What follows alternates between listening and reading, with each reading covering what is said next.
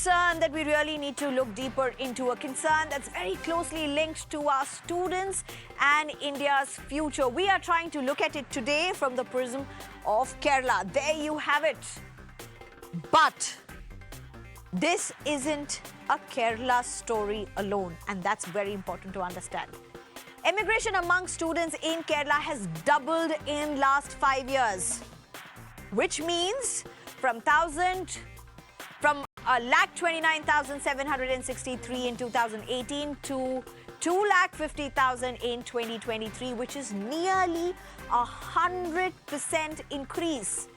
Unprecedented, say some experts. In fact, the sharp increase in student migration catapults total immigrants from Kerala to a whopping 2.2 million.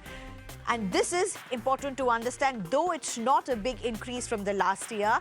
It is important because it bucked the decline in migration the previous year, spearheaded by the student exodus, as some have called it, subsequently.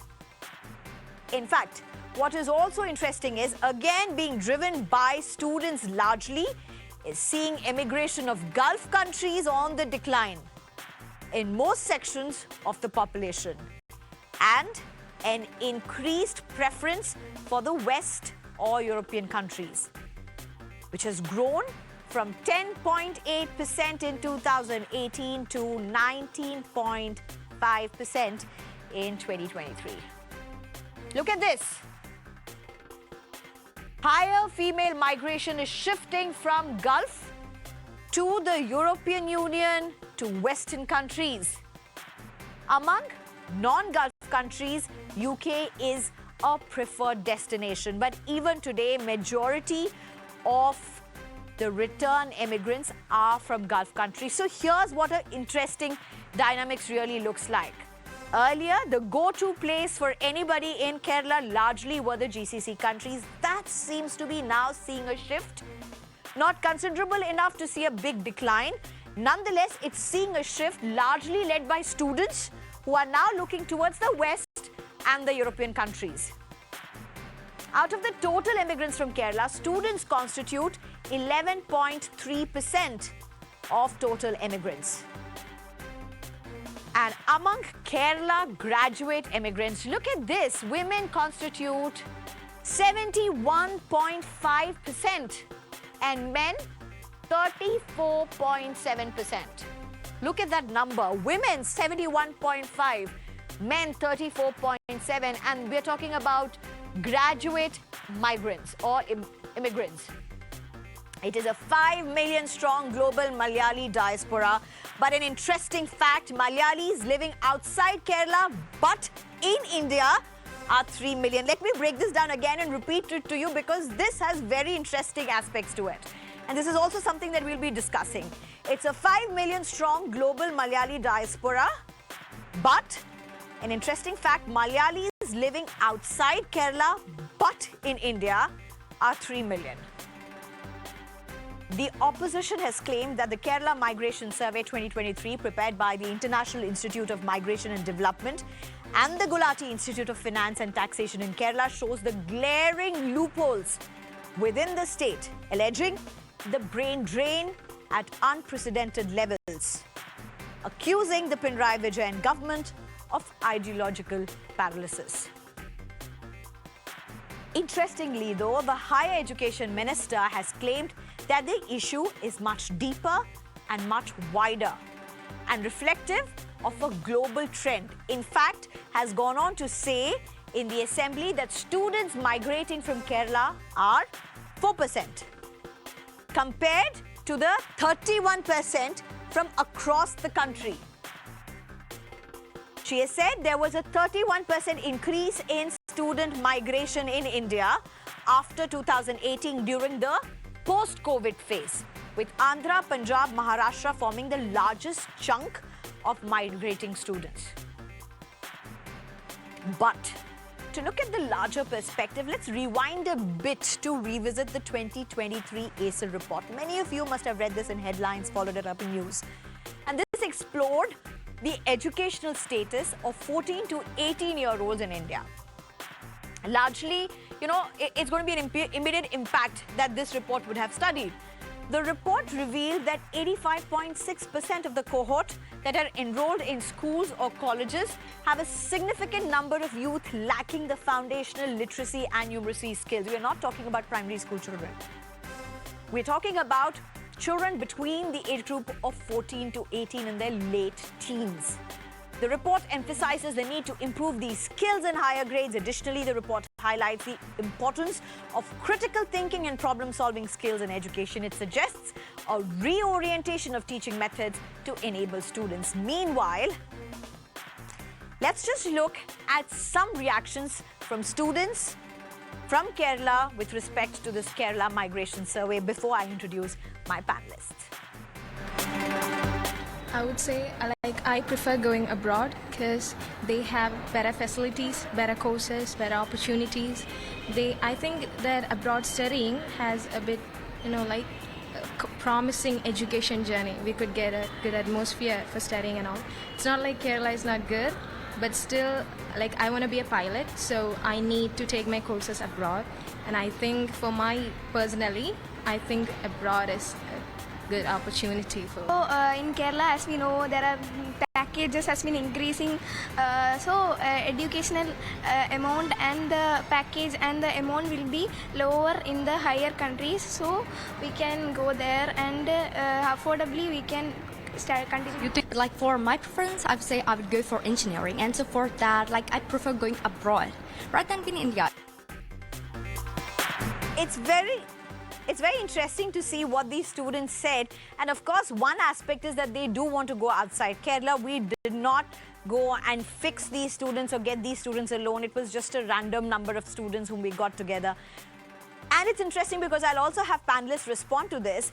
Many of them are talking either being in Kerala or going abroad, but they're not really looking at the rest of India. And that's also a very interesting aspect.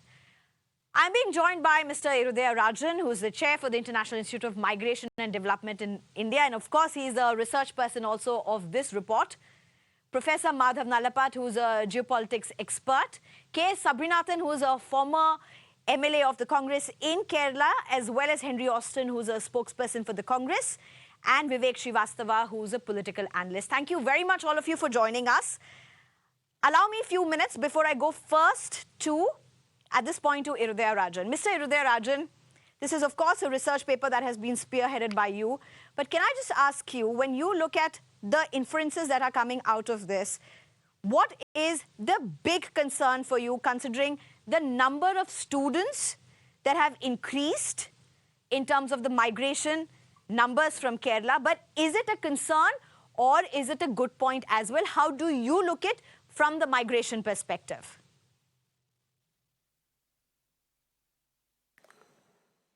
No, I think this Kerala Migration Survey 2023 is an eye-opener for all the states in India, because other states you don't have anything. That's why everybody talking about Kerala. If you do similar surveys in other part of the country, probably you are going to get the same thing. Kerala is a reflective of what is happening in the country today. So I think this is something I want to emphasize here.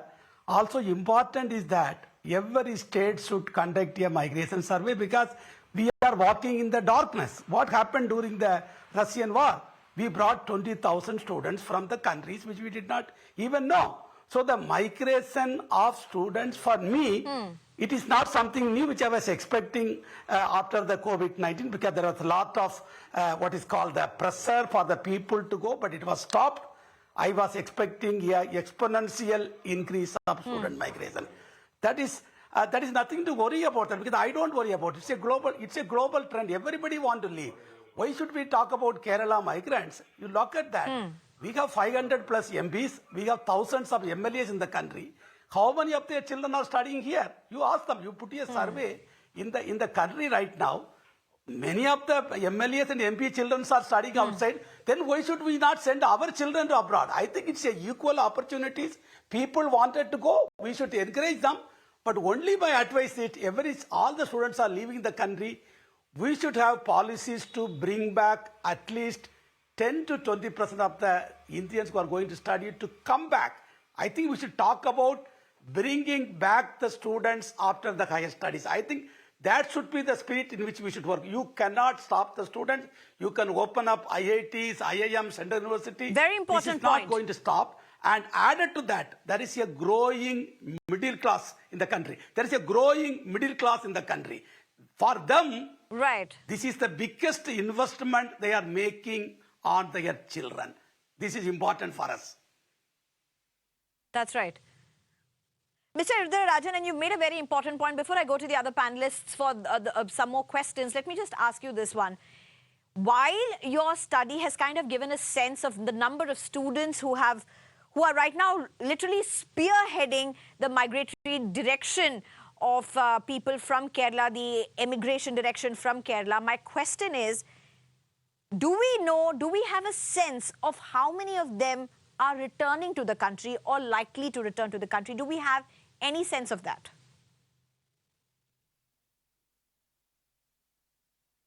No, right now there is no sense of that. Only we are capturing who are leaving.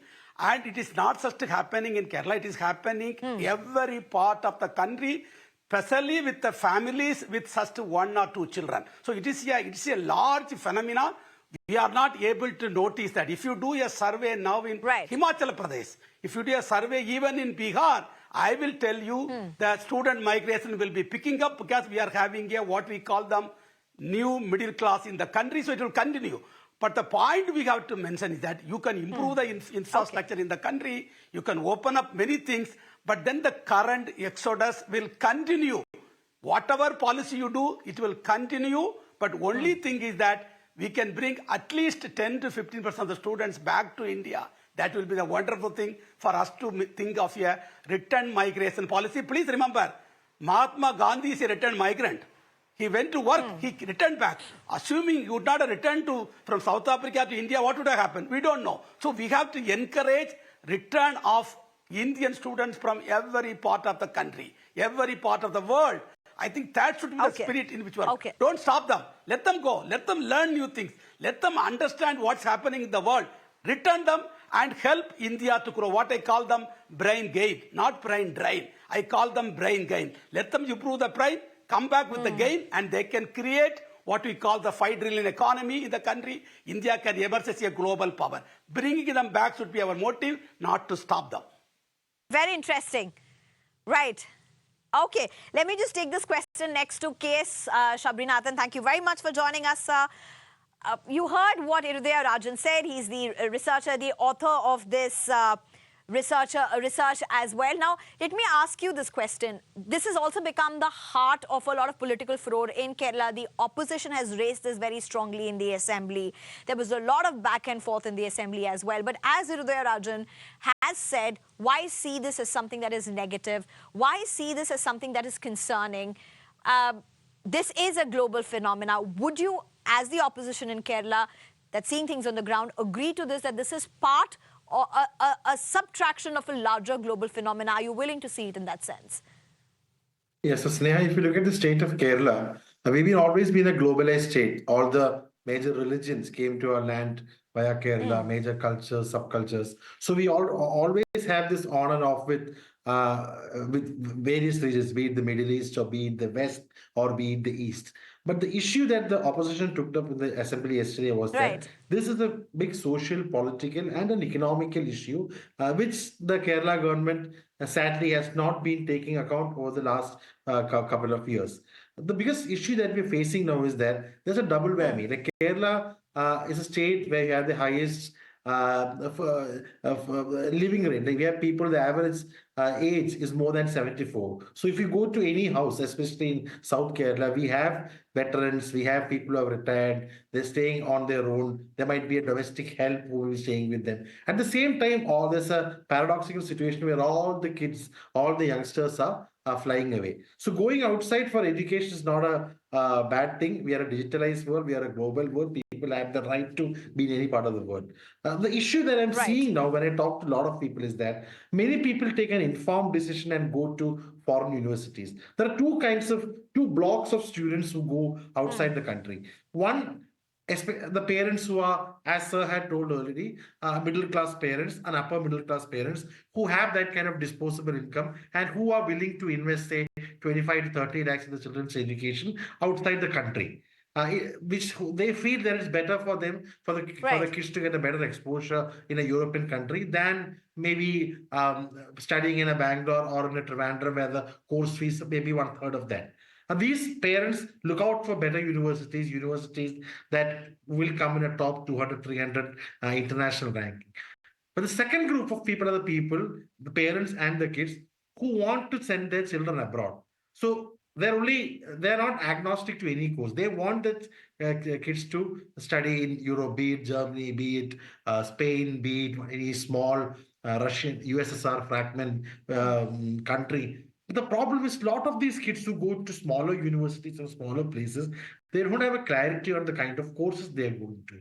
So most of them finally land up in places where they don't get, they Okay. have visa issues, they have language issues. Like there are so many of Malayalis who are going to Germany. Like in a place like Germany, what happens is that people need to compulsorily learn German to actually work there going forward. So what happens to these kids who go there for a couple of years? What I understand is that most of these kids are working in gig economy for a long time, unable to stay, and there are people who are coming back now. So this big group of people who don't take an informed decision, it's going to be an issue in the future. It's the biggest pain point that we have now. The second issue is that there's a huge Okay. economical loss to the whole thing. Around four, I don't know the exact numbers, but around 20, as you told, around 2.5 lakh students went outside the state last year. And compared to that, the number of people who are coming inside the state is trivial. And if you look at the amount of money that's being spent outside the state, home loans, like educational loans, the parents who take education loans to 25, it's not a middle class thing alone. I know people from my Australian constituency, lower middle class people, with the kids are aspiring to go outside, they send them to medium or maybe subpar universities. Okay. But how are these Okay. people going to pay the loans? It's a huge issue. Another thing is that there's a huge quality deterioration issue in Kerala. The, we all boast of good HTA parameters, best education, best health. We tell that to everybody outside our state. But if you actually throw the question to 30 me, or seconds, to Sneha, if Mr. you ask us, Sabrinathan. yeah, there's a huge issue with our education now. The ASER report, the kind of infighting that is happening with the left and the BJP government universities. Around 60 Kerala colleges don't have principals. All the major universities had tussles between the governor and the CPM, ruling CPM, in appointment of teachers, in appointment of vice chancellors, in appointment of members to the syndicate. So parents see that Kerala, in the last for 7 years under the left rule, the Kerala education, higher education, has become a disaster. Okay. So it's better to Okay. send the All children right. outside. This is the main Okay. contention Okay. we have. Miss. Okay, Mr. Vivek Srivastav, how would you look at what Sabrinathan has said, what the opposition in Kerala is saying? And just to build on that, let's look at some of the recent instances where there were Indians from across the country, students particularly, who were caught in the crossfire, if I may use the word, between the war that unfolded, a first of the kinds that this generation would have seen. And many of these students who were in countries that may not be boasting of the best of the education profile or the opportunities that otherwise they would have gotten, many of them saying they would not be able to sustain themselves in India with the same cost, and that's why they would look outside. So is there a deeper concern, while there is a global pattern and not much can be done, is there a looking within that really needs to be done, even in an economy and a scale like Kerala? See, first of all, I think Kerala is one of the best states as far as education is concerned, literacy is concerned, women empowerment is concerned, employment of women is concerned, their participation is concerned. If you see the percentages, this is one of the best states possible. That's what I really feel. Now, I mean, currently, if we have been following up the debates with the kind of scams we are happening in leaking of the papers, whether it is NEET or the NET, and the kind of, the way, I mean, CLAT or CAT, everything is under scanner today. You are having new things coming like the Modi government saying that we are going to have lateral entries as civil servants also. So there are a lot of things that have happened in the last 10 years. And as far as the Minister HRD is concerned, you had a person, Smriti Irani, who was probably 10th or 12th, and she was supposed to be the education minister of this country. What are you expecting? So let's not talk of Kerala, let's talk of the country first. So there is a global shift. children want to go out. Yes, the gentleman before me spoke of Germany, but then Germany is also saying that we are not going to charge the tuition fee from any Indian student. So there are facilities that other developed nations are giving to the Indian students because Indians are performing the best in the industries abroad, whether it is United States or it is Europe. And major CEOs of the major companies are today Indians. It started with SM Krishna in Karnataka when he made Bangalore the IT city, followed by a chief minister in Hyderabad who tried to remodel. Microsoft came, made a major setup over there, and majority Indians abroad are Right. no more Punjabis but Telugu speaking. Therefore, immigration is a way of life, and the Malayalis have done very well in the last few decades. They have been working out, saving money. They are prosperous. They are a prosperous lot. And if they feel that yes, There's no doubt about that. compared to There's no India doubt as a about whole, that. About Malayalis doing well, there's no doubt about that. yes, I mean it is much better than the state of students in UP and Bihar. In Delhi, the Delhi government had to make a reservation for Delhi students separately because kids from UP, Bihar, Madhya Pradesh, Haryana, Okay. they were coming inside Delhi and taking admission to the university there. So in IP University in Delhi, there is a special quota of students from Delhi. This is the condition of the other states I'm talking about in and around Delhi. I'm talking about North India. So Kerala is far better.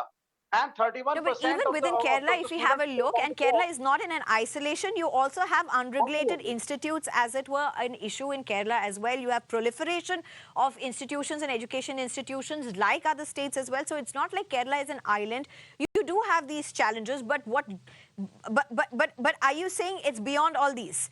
Let me just get in at this point, Mr. Professor Madhav Nalapat. You heard both your earlier panelists speak, Mr. Nalapat.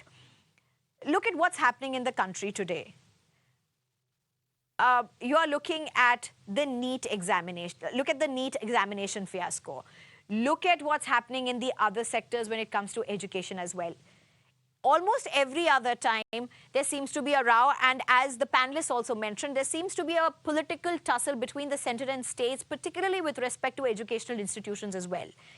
At a time when you are having, some may say, a brain drain, but as the others, as Mr. Irudaya Rajan also showcased it, it's a brain gain if you have the right policy to get them back. And it's a global phenomena. But all's not well, and possibly India does need to do a reality check of how it's looking at this challenge. Wouldn't you start with that? I mean, would you see what this report that has emerged, would you see it as a Kerala story, or would you have a larger messaging that India needs to really look at?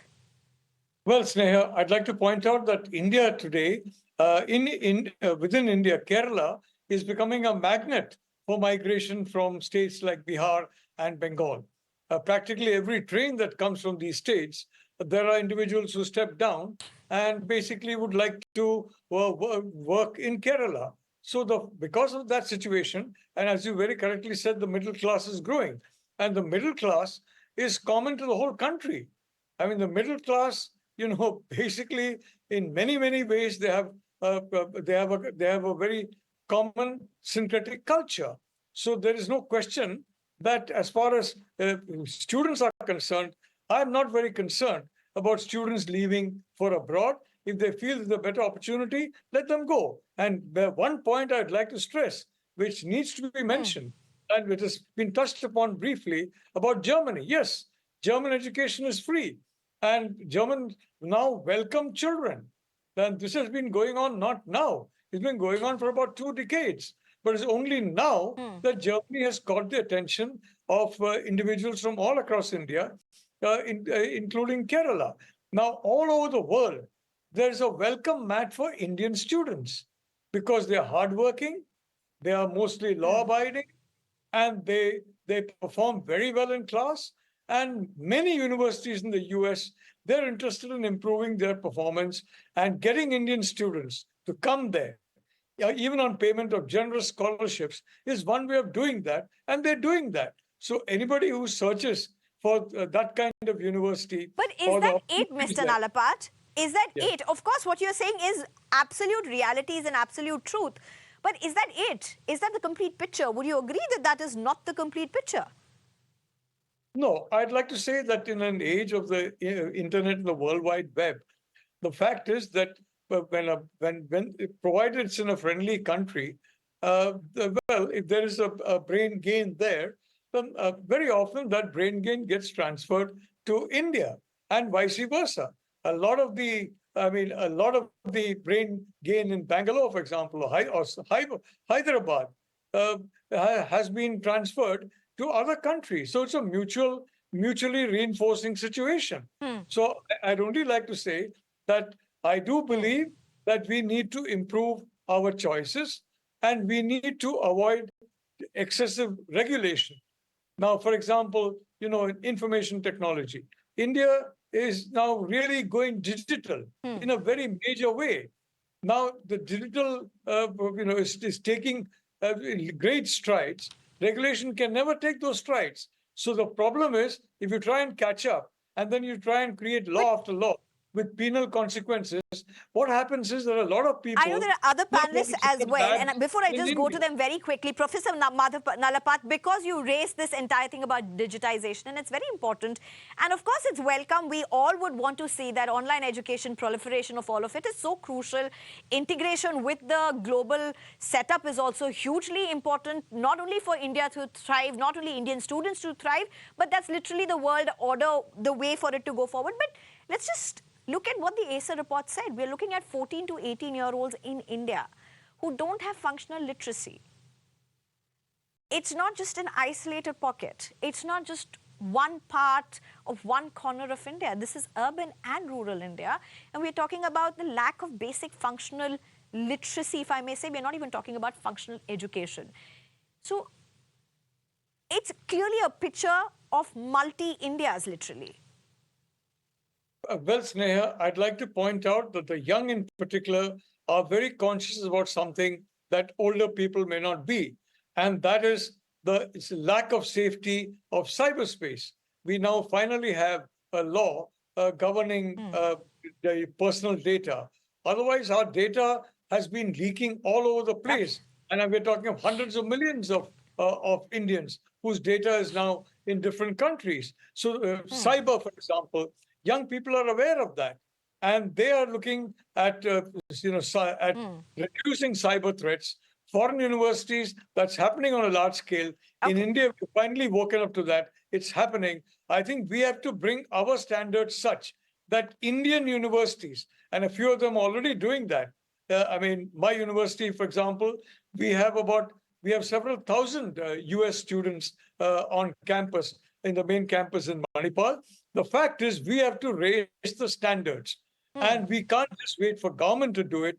Each of us has got to do it. Do you see that happen? Do you see that happen sufficiently currently? I do. For example, you have this institution of eminence, which we have earned, and you have other ways in which a lot of money is now being poured into R&D for the first time in about 75 years. Now, in the last 3 or 4 years, a lot of money has been poured into R&D. So yes, I do believe the future is looking bright. Again, I repeat, number one, I do not think that there is any problem in students choosing to go abroad. They have the right to their choices. And secondly, in Kerala, which, by the way, is my state, home state, large numbers of older people are now depending on their young children or younger children and their earnings and their remittances to have a decent living. Okay. Okay, so I have to go to Henry Austin. Henry Austin, do you agree with what Professor Madhav Nalapat has said? Do you agree that India is looking bright and you can't stop students and things are improving when it comes to the way investments are being done in the Indian education system? Would you agree to that? Well, nobody is against students going abroad. Certainly, they have their options and choices to make. And today's generation, for example, is more career concentrated than any other generation before. And they are ready to take the decision to move and make a living out of India also. So the real issue is that the people who are going abroad, they're choosing to stay there as well. Most of them are not coming back. Now, for example, in Kerala, the migratory pattern, if you look at it, is mainly job-oriented migration. It is not educational migration. It is, if you look at the past decades, from the 60s on, Kerala has been seeing waves of migration happening, but mainly for job purposes. Maybe in the 60s, it was to the US, and late 70s to 80s, the job migration to the GCC countries started. and that is where the concentration was. But the main impact of that migration was that we were getting huge amount of remittances into the state. The Gulf money virtually pushed the Kerala economy forward. If you look at Kerala's per capita income, it is around about 2.63 lakhs. And the yearly remittance from NRKs into Kerala is around about 2.25 lakh crores. And if you look at the numbers, which I've already stated earlier, we have 50 But lakh that's seen a Malayalis whopping abroad. increase. That the remittances for that matter, sir, have seen a whopping increase at least 154% to 155%. If you look at the last 5 years, it's huge, and that's a lot of money that's coming into the state.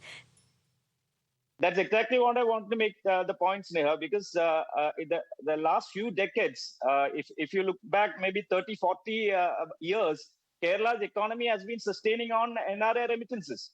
It actually forms 23% of the GSDP, if you look at the state economy. So we are largely dependent on NRI remittances. So this is nothing new to Kerala, but the crucial difference now is the migration happening now is more on a permanent basis. We have 4.2 lakh, the Gulati study has shown that 4.2 lakh families have emigrated from Kerala now. They have migrated. So there are empty houses in Kerala now. So the social structures itself are changing. And what Professor Malappuram said about the aging population. In fact, you've raised an important point. Yeah, now the aging population, one of the sunrise industry in Kerala is now assisted living and aged care. So if you look at the social indicators, we are seeing children marrying late. Girls are marrying at later ages of 28 to 30.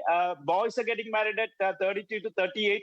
So the social structures and the prevalent social customs have also changed according to this educational pattern. So with students going abroad... True, and many may argue that may be a very welcome step, because that's a more, I mean, I understand what you're trying to say, but here I am a Malayali myself who decided to marry very late on. That could also be a very different side of making choices for one's life. But nonetheless, I understand what you are saying. But Irudaya Rajan, very, very quickly at this point, before I go to Vivek Srivastav, who's raising his hands, Irudaya Rajan, very quickly, can you take us through another important aspect, and that is women or female students who are migrating? That's also seeing a very interesting trend, as it were, in your study, and also has long-standing ramifications.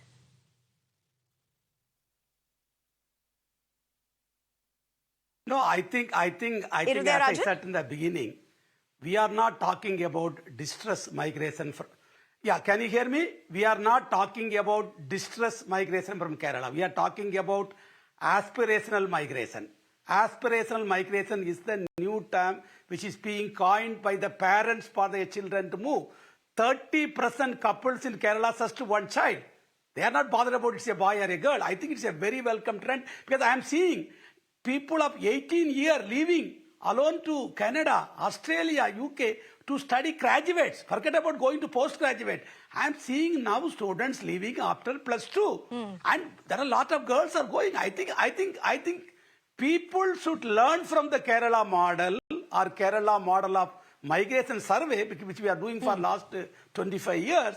I think other states should replicate and learn how to work on the migration statistics, because like you are talking about today so much about Kerala, you do have any other state from north or central to talk about the migration trends in their own state? They don't have.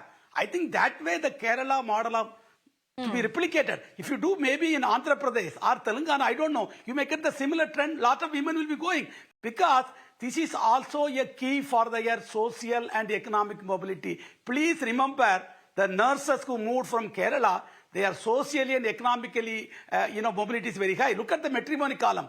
A girl is coming from Ireland with a PR, there will be 2,000 applications will be put for the matrimony column to marry this girl. Imagine. So there is a big social change is happening, and we should encourage them. Because why should we say women should not go? I was always talking about there should be, they are equal partners in development, and I'm very glad the KMS has shown that women are not left behind, they are going in.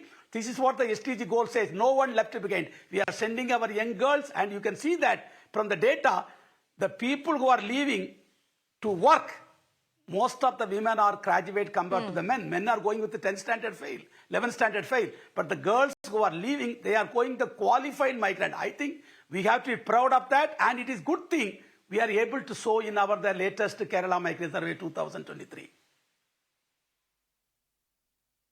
Very interesting case, Abhinathan. I don't have more time. A minute to you before I go to Vivek And Srivastava, before I please. conclude,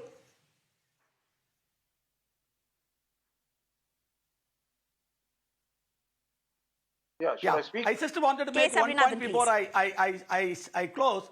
Important thing now Kerala should learn is we have to put money on investing in higher education in the country. Investment in higher education should be the biggest priority for the country if you really want to make country as a number one in the economy. I think this is very important. For example, last year, Right. 45,000 crores Absolutely. have gone Case from Abhinathan. Kerala for higher education Right, sir, outside I'm the totally country. out of time, sir. Let Imagine me if just you go do to the case study in the Abhinathan. throughout Sir, the please go country, ahead. it will be too Like much money we are going.